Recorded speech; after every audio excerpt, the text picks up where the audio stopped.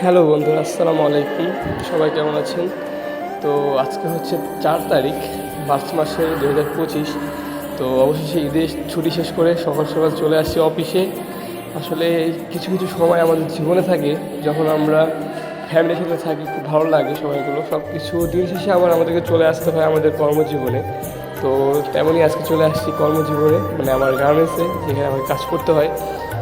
তো এটাই জীবন। আপনি যাই করেন না কোনো, দিন শেষে আপনাকে কর্ম করতে হবে। আপনি কর্ম করতে পারলে আপনি সবার কাছে প্রিয়, সবার কাছে সম্মানী। তো যাই হোক, এটা আজকে ভিডিও ছিল, দেখানোর চেষ্টা করতেছি আমাদের অফিস। তো অফিসে এসে দেখছি অফিস সব কিছু মানে গুছিয়ে রাখা হয়েছিল।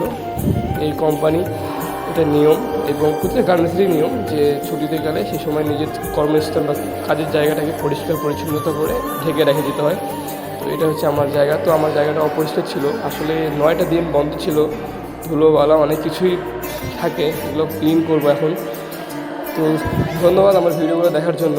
আর গার্মেন্টস জীবন নিয়ে কোনো কিছু জানার থাকলে কমেন্ট করবেন, ইনশাল্লাহ আমি চেষ্টা করবো আপনাদেরকে মানে প্রশ্নের উত্তর দেওয়ার জন্য।